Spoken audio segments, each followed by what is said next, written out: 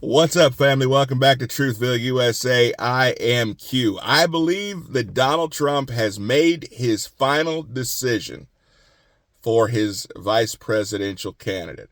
I believe that he made it very clear to us who this next person is going to be. I'm curious what MAGA is going to say about it, because it is a dark horse that most people had no idea or saw coming. I'm going to get into it real quick, but first let me say, guys, thank you so much. Thank you for continuing to support this channel. This channel could not continue to go on if it were not for you guys. So thank you for that. Do me a favor, look up, make sure you guys are subscribed. Many of you guys have told me, hey, I was subscribed, but I'm not subscribed. My own mother told me, I'm not getting notifications for your channel. Well, the bell had been not pressed, and so therefore there was no notifications being given. It's so important that you guys get these notifications so that you guys can watch these videos as soon as possible. So make sure you guys have that notification bell pressed and you are subscribed. Let me jump into this real quick. So Donald Trump was asked at the rally who his picks were. Now, that was the time he also said that Nikki Haley was going to have a position in his he was going to have a job for Nikki Haley in the administration. A lot of us hated to hear that or see that, but it is what it is. There's going to be people we don't like in that administration, but I believe it makes it even more important that whoever his vice presidential candidate is going to be has to be someone who he can absolutely 100% trust, who has been loyal. Now, we have J.D. Vance, we have Marco Rubio.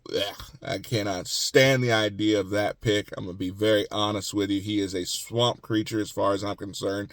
Marco Rubio is. He talked about the possibility of Elise Stefanik being one. But the big one that was a surprise for most people was Ben Carson. Now, I've told you guys about my feeling as far as Ben Carson goes. I don't love the pick. The only reason I don't love the pick is because in my mind, Ben Carson is a loving, good-hearted, I would even say godly man, okay? He has some fantastic principles and has some fantastic qualities about him. And he's a brilliant guy at that. And someone I feel that would be fantastic for young people to look up to.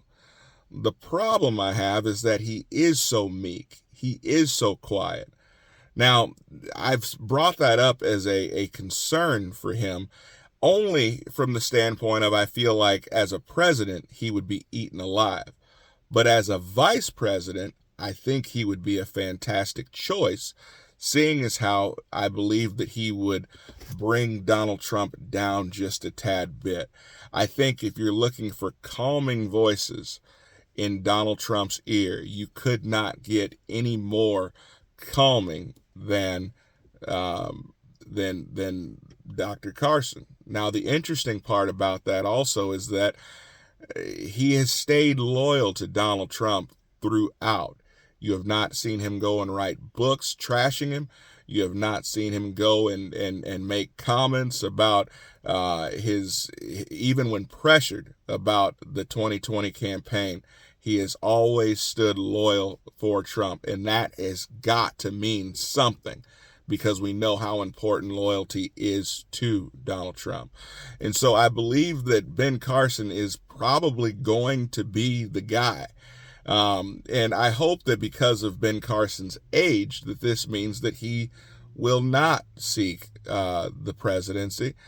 I just don't want to see what that does to someone like Ben Carson. He is way too nice of a guy to be subjected to that kind of scrutiny.